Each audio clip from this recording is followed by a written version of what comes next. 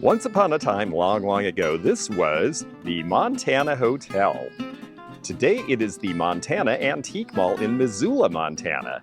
I have only been here once. I found a great piece of Blenko at a good price. It was a very nice mall at the time, and I hear it still is, so let's go see. Next to the Silver Dollar Bar, which reappeared right after Prohibition, the Montana Antique Mall is on this now very quiet brick-lined street, but this used to be Railroad Avenue, and this was a rough and tumble part of town. So when you walk into the old lobby, that's where the cash register is, and then you have your choice of going to the right to the showcases, or to the left into this room, and I'm going to start to the left. This lamp is really fun. I'm sure it's Italian because of the design and the metalwork, and the fact that they used this alabaster or marbling for the flowers. It's priced at $245. This place is neat because there's true antiques, there's vintage, and the quality is all really good. There is the Lalique frosted glass fish. It's a little different shape than the Fenton fish is. You'll notice the difference if you put them side by side. Behind a pair of our Lalique birds, and of course anything our Lalique is signed when he was alive, which is before 1941, and that makes them a little bit more desirable. This is also our Lalique here, as are these pieces here, the caviar server with the sea nymph. You can't really see her under the tag. There's the cherub finial on that our Lalique piece. Even this opalescent jar, which you might think is Sabino, is actually a Lalique piece as well.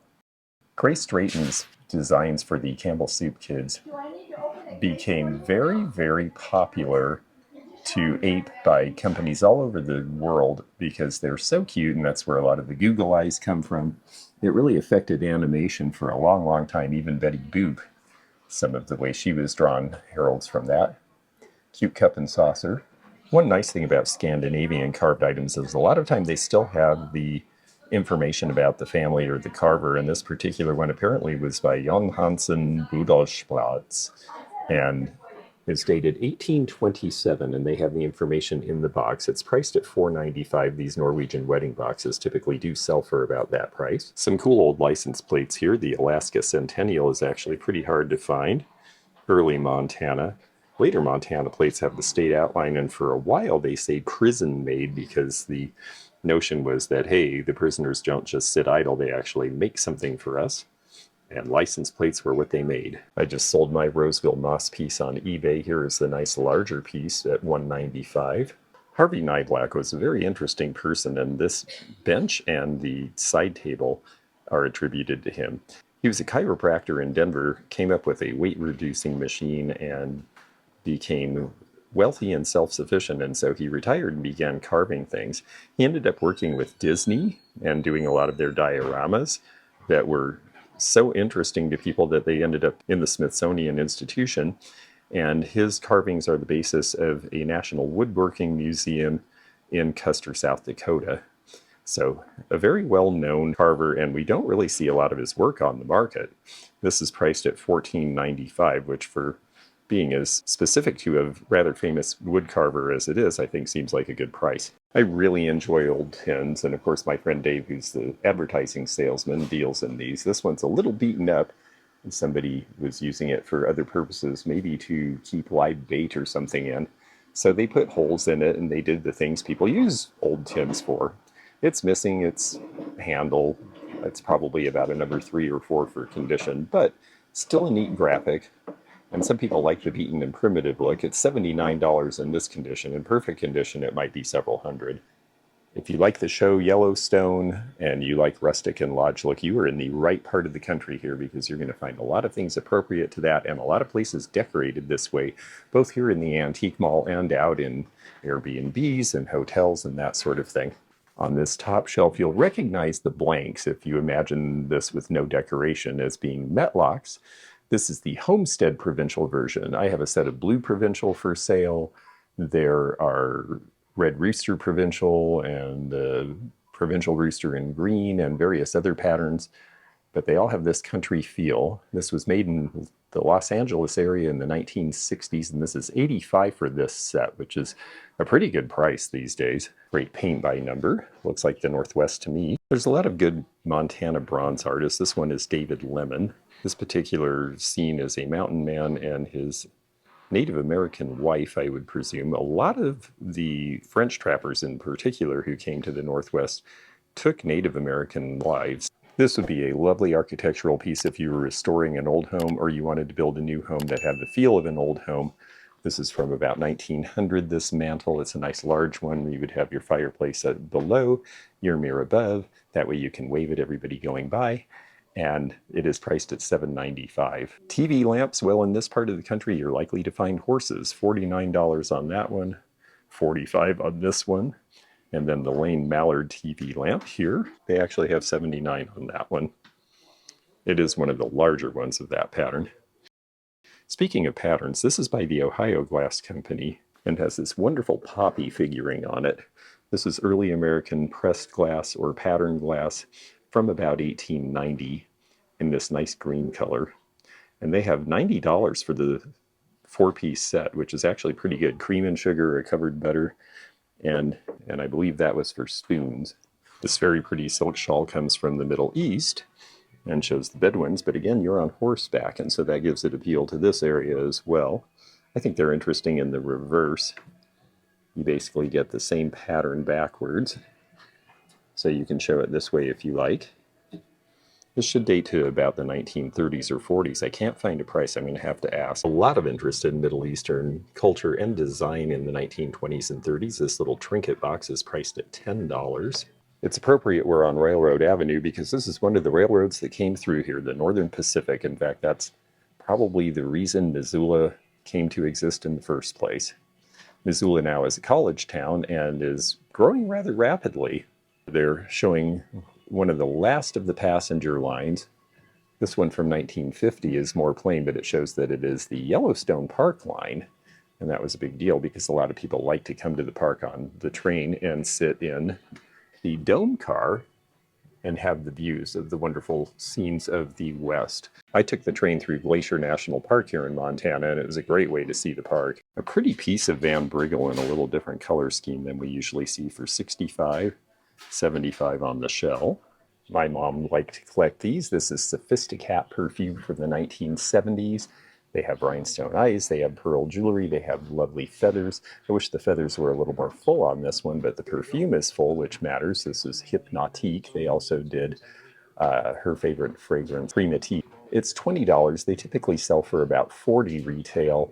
And I think I'll get that because even though I wish the feathers were more full, I have an orange one without the dome and the feathers are very full on that. So if this one doesn't sell for some reason, well, I'll just fix the other one with it. This is Hungarian. We see these from various cultures in Eastern Europe, and actually Northwest Native American cultures did something similar, although they didn't use this kind of material.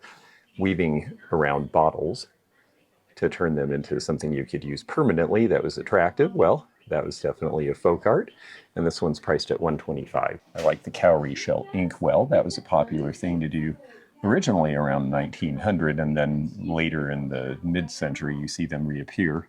And these two little animals are danced. I'm really attracted to pottery again lately. The Shawnee wall pocket with the clock in the middle is cute, as is the Shawnee Bo Peep on the left. But I really like this Weller piece for $45. That seems like a pretty good price. Love the faces. This is something done in the teens and 20s. This is the Rosemont pattern. I think back 30 years ago when the price on this would have been double, and it seems to me like the prices have been low enough for long enough that pottery is starting to enter new collectors' minds because it's attractive, it's earthy, it's colorful, and it's relatively inexpensive. This is unusual in that it has the original pellet candy. We see these Victory glass candy containers in various shapes. This one is a car from 1942. Interesting because that's the year that they quit making cars for civilian use because of the war. $23 on that. Very pretty bags here. The one on the right is a Whiting and Davis. The one on the left is German mesh. You notice a little different style there. Because this used to be a hotel, there's all sorts of stairs. Front stairs, back stairs. This is cool. The first stone of the Baltimore and Ohio Railroad. This interesting, very pastel-y lithography was popular in the 1920s and 30s. This would have been done probably in 1927 or 8, around the time of the centenary of the Baltimore and Ohio Railroad, and it's only $39. I would think for a railroad collector that would be a pretty good deal. Given that there are 4 floors, do we go up or down? It's going to be hot today. I'm going to say let's go up. I'm from Missouri, that's why there's a mule. Well, here's our next floor. There are certain antique malls that repurpose old buildings that just have such a special feel to them, and this one really does. I really enjoy when antique malls are in old buildings that are obsolete for their original purpose, but perfect to turn into lots of cubby holes for individual dealers to show off their wares. Brass is becoming popular again, and I would encourage people to learn a little bit about brass if you're starting to collect it. There are a lot of pieces from the 1970s. Some of them have film on them that makes them spot and can't really be cleaned. Some of them are English from the 1870s or Indian, but done for the English market during the colonial period. They tend to be heavier and more substantial. I think the quality of design and the detail is what's really important. If they have good detail like this piece does, then they're going to be more interesting than something where they just sort of scraped it and gave it a few little hash marks to try to make it look like they did something. And then, of course, in American brass, I look for labels like B&H for Bradley and Hubbard, who were very good brass makers back in the Victorian era. This was a fun, silly thing that woodworkers liked to do in the 1950s when this Rhinelander beer bottle was made. Drill it and put an arrow through it and let people guess how you did it with one piece of wood. Here's some vintage fashion here, and wow, look at this. So colorful. Julene Fashions. So this is actually an older vintage piece. There's a lot of this sort of poppy 60s patterning coming into new clothes, so you want to look at your labels. And if it's made in America, well, then you know it's old. These Equipale chairs, and in this case a love seat, were made in Mexico. They are vintage now, and they are really cool and very collectible. Yes, the big oval rug. My friend's mom had this rug in the middle of her living room, and we would see if we could roll marbles around the grooves without them coming out as a race on boring rainy days. I've seen both PY and Lefton marks on Rooster and Roses, and this is a very cute little set, an individual salt and pepper shaker with a mustard pot and spaces for all of them, priced at $20. And then this little set is cute too, also a salt and pepper with a mustard pot, the little ducks. This is likely to be Japanese also, but maybe from the 1930s, and $20 on that set. Seems like good prices for some really cute things. This is fun. This is a Caro Nan style purse, but this is later. To extend the line when the browns had been done for a long time, they started doing them in white. And it's got the classic penny on top. Best of Broadway. Palm Desert is where this is from. It says, Hair Designs by Margot. One of these shops that's painted on here will be the shop that this was made for.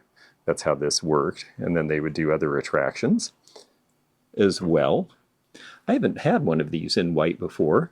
It's priced at $46. You will see the Caro Nan signature on the interior. And Garden of Gifts is the shop that is the sponsor in this case. You could have a whole collection of these from all over the country. Amazing to think this started out as 2 women hand painting these things as special orders for local stores, and it just really took off. They were in Mississippi, and pretty soon these were being sold all over the country. Missoula, like a lot of the Northwest, really boomed in the 1880s and 90s when pieces of furniture like this were being made. If you had a fancy house and had the money, you would have something like this American oak sideboard as a big feature in your living room. It is amazing how inexpensive these have become. This is only $445. There was a time that this would have sold for over $1,000. So if you like this kind of furniture, or you have a house that's appropriate for it, it is a great time to be buying these. Wow, record attendance to see Montana football in the 1920s. There are your players. The Montana Grizzlies still play here. Nowadays, 7,900 people is a small crowd at a Grizzlies game. For a smaller school, they're pretty good. Very pretty framed Chinese silk pattern. A lot of these silks came over with missionaries in the 1920s, and some of them are period and dynastic, and some of them have forbidden stitch on rare occasions, and those are really worth money. This one's only $49, which seems like a good price. Up the creaky old stairs we go to a big pile of rugs. I really like this one on top. It's this piecework. It's a Kalim rug. Here's another one next to it. This one has its original Pakistani export label on it. A little bit of mid-century furniture here as well. These burl tables are popular everywhere now, but I really associate them with the Northwest. This one said it was found in an old home in Polson, Montana, north of here. This is a really pretty piece.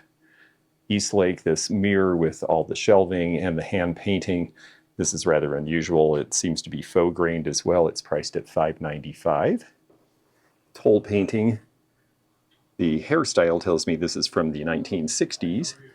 The frame is really cute. It looks like something that would have been Scandinavian, and this person might have been Scandinavian or of Scandinavian descent as well. They say likely Russia or Ukraine, and that's possible too because when I was in Poland, I realized that Scandinavian and Ukrainian and Polish culture all intermingled because they're all very close together. This is a fun little portable bar. It's padded on the outside, and then when you set it up and open it up, you have this third triangular piece you can put in the middle, and then you have a place to mix your drinks and lots of storage beneath. It is priced at $3.25. Here is the old elevator. Not for public use, dealers only, but at least they're able to still use this lift to bring big furniture and things up here because this is a lot of tall staircases. I see a cute little Franciscan El Patio piece here, this coffee server. I sold the red one that was made for 1 year only for a pretty good price. This one is priced at $65 with the trivet, which is nice, and it's likely to have the G McB mark.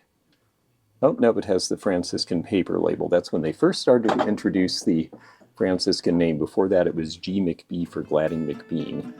Another mirror. Hello there. I will briefly mention that if you could thumbs up and like this video, it really does help the channel, and we really appreciate that. And subscribe if you haven't, because then you can click the bell to be notified of future videos and follow our adventures all over the country. The mirror is priced at $165, and when you think about how much new mirrors cost, it actually seems like it would be worth buying a really nice big old shield mirror from 1910. It's got a great shape. There's a male version of this bottle opener from right after Prohibition as well. I always got a kick out of these. I think the idea was, oh, you're seeing double. Maybe you should consider not opening that bottle. Full-length mirrors became a thing again in the 1970s, and this is a cheval mirror because it's on a stand and can swivel, and in this case, the feet even fold up. This would have been made in India and was probably an early Pier 1 import thing that you would have bought in the mid-70s. Nowadays, it's $245. This booth is having 30% off everything, and I just love the sign, and I see some fun stuff in here, so let's take a look for just a moment. I particularly am interested in this radio here. It's got the old keys that were the presets, and you would have little letters that you could put in for your local stations. This one has KSL from Salt Lake in the middle of it. They've only got $60 on it, and this has FM and AM, which is pretty early for FM. This is a Philco from about 1950. So that's probably a pretty good buy if it works, especially at 30% off. I don't know whether we'll get any stations in here, but I might give it a whirl because with the discount, gosh, $42, I think that would be great. And this isn't a famous design, but it's definitely 1970s, this red tweedy upholstered swivel chair in chrome. And the thing that to me is important about it is it has 4 wheels, which means you are not likely to sit in any direction that's going to make it tip over. And that can be a problem with both old and new office chairs. Fans, well, they are still a thing, and actually they need one in this old building. It is getting warm, and this would be good to have on. It's only priced at $25 and then 30% off, so I might just take it with me, and then they'll have to get their own fan. Some of the dealers associated with this will come over and do the Custer's Antiques Show in Spokane, so we'll hope to see some of them this fall. This is a fun kidney-shaped table, and behind it, this California tile table from the 1920s. Where art glass is concerned, people are really into Fenton and name brands right now, but this piece is hand enameled. It is a cranberry to clear, It is hand blown and it is old. Look at the wear on this. This is likely to be Bohemian from the Victorian era and only $24. So if you're finding yourself getting priced out of some of your favorite artware, you might look back further in time and find some good deals on things that have a beautiful look and are being overlooked in the market right now. The other big railway through here was the Great Northern, and this is a 1941 calendar with the Blackfeet Brave. This is by Reinhold Weiss. He did a lot of calendars and prints for the Great Northern based on Native Americans. This one's priced at $4.25. This stuff is very collectible. This one was used because it is down to December of 41. Occasionally you will see the flamingo mirrors with the white flamingos rather than the pink from the 1950s. This one is priced at $185. It is harder to find those. Fake stained glass in plastic. That was a thing in the 70s, and the beer signs made at that time were the last hurrah for a lot of regional beers. This is Schmidt beer, and this one is priced at $165 now. They tended to crack and break. The light bulb, if it was too hot, would melt it. They're cool looking now. They were not really a quality product in their time, and that's part of the reason that they're valuable now, because there's not that many around that are in good shape. Old Broadway posters, Majestic Theater. A lot of these were framed up and sold in the early 1980s after the run of the show was over. I'm about to get a big stack of them to bring to my next antique show. This one's Liza Minnelli in The Act.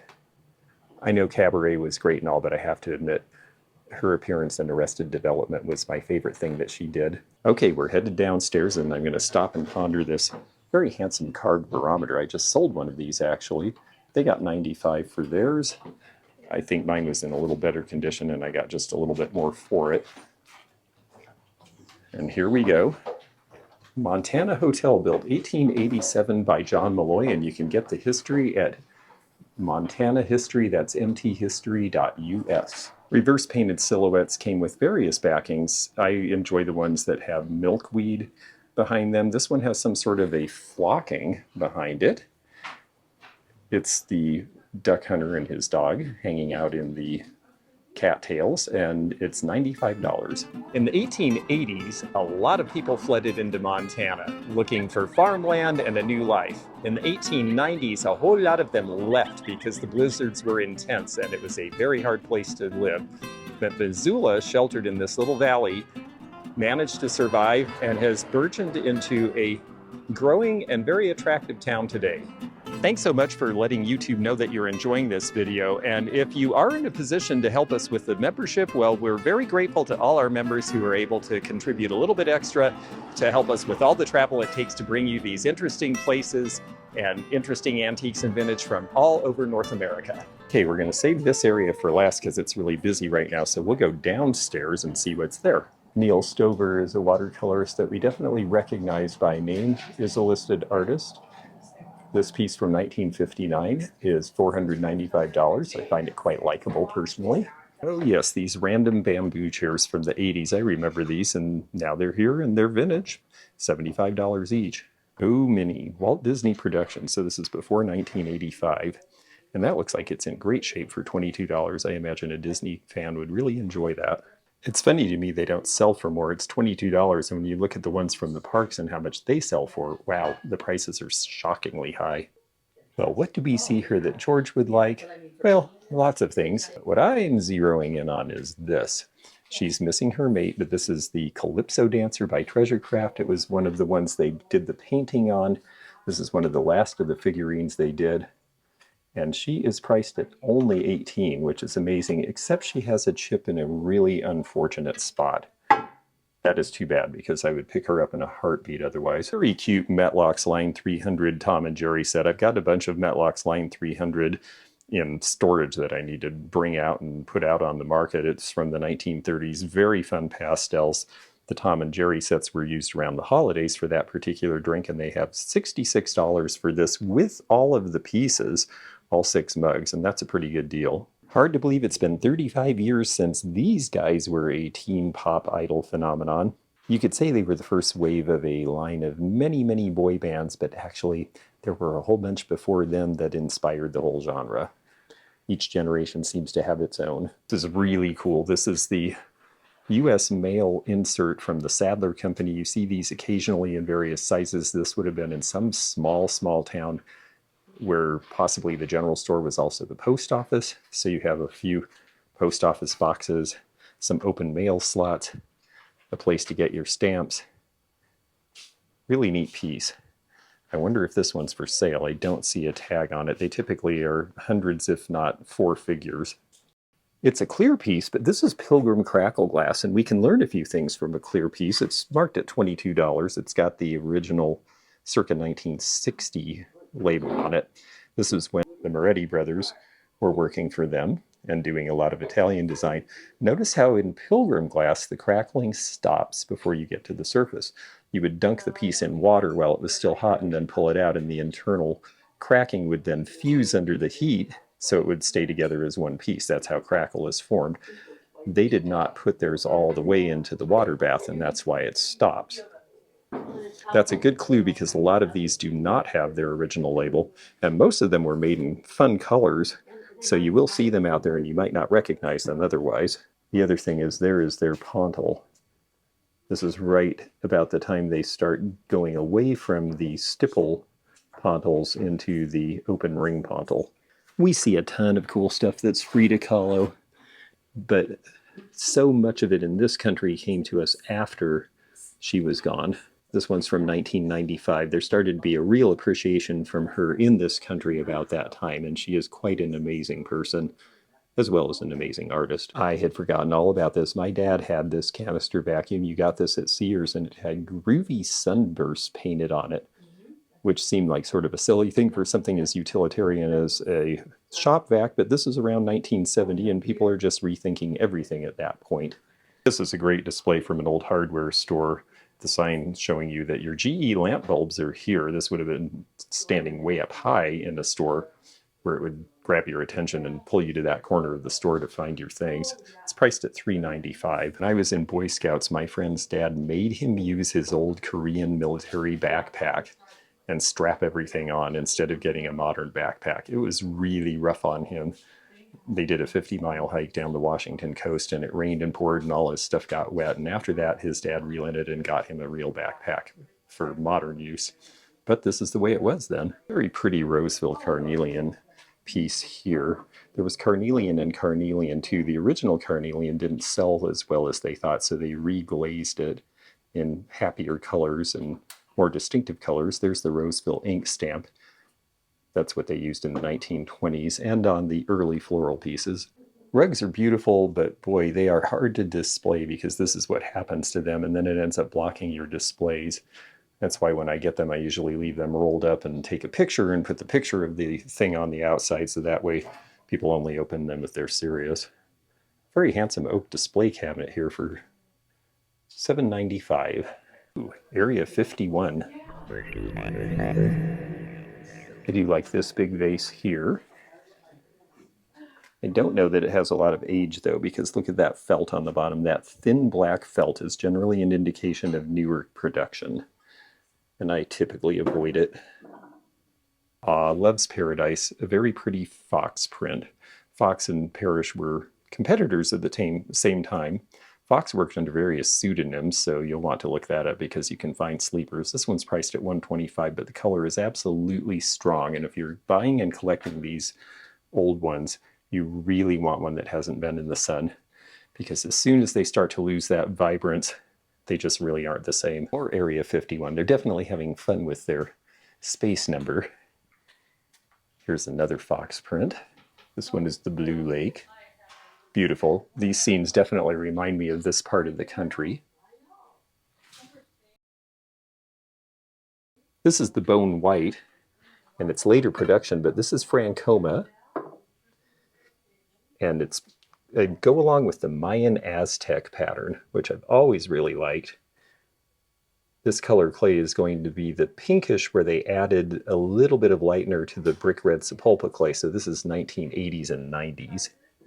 Right before they went out of business. They have $35 on that one. Glow Hill of Montreal, Canada started production in 1953, and these cherry clear Bakelite handles are their trademark. I really like Glow Hill stuff. I have a few pieces in my own collection. One martini shaker that's very Art Deco looking like this. They moved from Art Deco to a really crisp 1950s, 60s modernist style after that, and they made a lot of fun things. Murray's Fruit Syrups, this is more obscure than most, but this is a syrup dispenser for a soda fountain. You put the syrup in and then they put the carbonation in with it. So you picked your syrup and that's how you ended up with your soda. This is only $149. That seems pretty reasonable. I like the way that they did the painting underneath the base to give it a little bit of color and make that logo stand out. Does appear to be the original lid, and the condition seems good overall. That might be a buy. Great Quaker State sign, that's an original. Priced at $4.95. These days, even with the rust, that's a pretty fair price for that. And then I like this windmill. This is a prop in someone's garden. It has just the right crustiness, rustiness, the old moss growing on it. So it's got a great old look because it does have some vintage. It's priced at $99. I certainly don't have room to take something like that today, but that's a good price for what it is. There are a lot of people having fun here today along with me, and it's just great to see. This is such a draw because it is the big antique mall in this part of the state. These are so cute. 3 pieces for $20 is pretty good too with the Scotties. It's only about $6.50 a piece. These would be from the 1940s or 50s for children to use at breakfast. These chalk caricatures from the 1970s are really fun. They're $99 each. Hard to find in good shape because a lot of these got knocked over and broken. This one is Firewater, and you've got the old cowboy and this gentleman who looks like he's up to something. This is actually a really fun space in general. Cheyenne the Wonder Horse is being ridden by Pinocchio. This train is one of these sit-on tops. This would have been for a very little kid in the 1930s, and they would sit on that and roll around on it, almost like a pedal car, which I see they have an AMF Pacer pedal car in here too. This is a fun booth with a lot of cool toys. An old push 'em up, and then in here they've got everything from rolling pins and old toasters to Harker Cameo-ware salt and pepper shakers, and then a bunch of general store stuff back here. They are really cramming it in, but you know what? You can see it all, and it's shoppable. There's one more really cool railroad item, and this is the Union Pacific Railroad as part of the Oregon Short Line Railroad, showing you the new and direct route to Yellowstone National Park, where gush the geysers. I finally got to see it, and Old Faithful doesn't go off quite as faithfully as it used to, but because of that, there was a huge crowd of people. It didn't erupt when it was supposed to. Everyone left. My mother and I stayed 10 more minutes, and it went up, and it was amazing, and it was just the two of us watching it. It was a very special thing. RC Cola from the 1950s and 60s. That's priced at $9.95. It's a great size. Old wooden skis, the Ski Masters from about 1970 when you still clipped your boots in. They're great to display on walls. Not nearly as safe or technically developed as the skis these days, so wall hanging is really what they're for. I had one of these once, and of course it's sold because they're so cute. It's a 1930s rocking horse, or riding horse I should say. Didn't really rock, but it has oilcloth sides and this old paint and this delightful face. Let's see what they have on this one. $345, yeah. Well, that's why mine sold. I did not get that price, but it's been a while. All right, back up to the lobby to look at showcases and make our purchases. I like their little wood showcases. They had these brought in specifically because it fit the store. Another nicely carved barometer for only $75. That's a very good deal. And a Mexican ceramic cap from about 1970, a very large one, for $45. They're not expensive because they're handmade, but if handmade ceramics are good, well, they're worth getting if you like them and collecting them. These are hand-painted from 1946, and they were done by S. Pritchard. And they're $24 for the pair. Very cute. Look how sweet this celluloid album is. Just love her with the hair up around 1900. Looks like it's in wonderful condition. And when they're in this kind of condition, they're usually $100 to $150. 19 teens, 20s, and 30s children's bowls are really underappreciated and undervalued right now, but this one's great. It's got the various rhymes that are familiar. This is the cow with the crumpled horn. This is the cock that crowed in the morn. This is the dog that killed the cat that ate the rat. And there is our mark on the back. I believe that is an Austrian mark. These were made in the United States and England and all over the place. And there's a lot of fun varieties to collect. The idea, of course, was that the lip came in so that your child would learn to eat and be less likely to spill things. This is a neat torpedo bottle, this soda bottle, from, it says 1800s, and that is correct. It's Korean company, gold medal, it says. Aerated water, chromatic springs from Belfast, established 1850. We know that it's before 1907 because you can tell the top is hand blown. It does not have a mold. They did not have the ability to do the collars as part of the bottle until 1907. And at that point, you'll see a seam all the way from top to bottom. But this one clearly is hand blown. Neat piece. There are people who collect these, and $75 with the stand is a decent price. Love the hat box, right out of the 1960s. Next to it are a bunch of ringware pieces. They say Bauer ? These do look like Bauer ring to me from what I can tell. There were other companies like Garden City that made ringware and were similar in color at the time. Years later, Fiesta came out, and Fiesta, of course, used the rings in a different manner and is still in production today. And there's another cool tile top table from the era. Important in these old buildings like this to watch the signs because old buildings weren't built to the same standards as now. So there's a little step, and we come into this back room here. A couple of old fun things here. The S&H green stamp roller, so you could paste your stamps into your book. That's priced at $35. S&H green stamps were quite an interesting retail operation. You take in your stamp books and then you pay extra money and get stuff. The safety shaving cabinet is cute. This would have been something you could take with you to travel. And then Railroadiana, of course, we're on Railroad Avenue, so people around here are definitely into railroad stuff. These are Union Pacific Streamliner from the 1930s, and then they were reissued later, so these are 1960s era. Old Milwaukee Road notes and schedules. There's the Milwaukee Road Traveler, a very famous pattern, with the Canada Goose flying in pink. This is by Henri from Italy. A lot of the bottle stoppers were made by them as well. But this one's particularly unusual. It is an advertisement for HB beer, and it also has a corkscrew head, a music box inside, and then the set of 3 bottles. A more unusual piece priced at $125. This is a Martha Reynolds painted Fenton limited edition piece in artware. I have not seen this piece before. They're asking $345. With Fenton as popular as it is now, especially the artware lines, that's not a bad price for an unusual piece. It is number 758 of an edition of 1350. The glass is just your typical beige, but I really like the frame on this slag glass lamp. This one's only $298. With the color and that unusual asymmetrical design, that seems like a really good price for what it is. 20% off in this case, and I really like the pink check glass perfume bottle, that etching and carving. Well, that place is always such a pleasure to see. I'm glad I got back and got to show all of you, and I will stop back on my way through Missoula, Montana the next time. If you enjoyed this video, check out this one. Also, click thumbs up to like this video and check the description for information about our Patreon, our memberships. We've got a lot of different levels with different perks and bonus videos and early content. Also, please do check out our website, theantiquenomad.com, for appraisal help.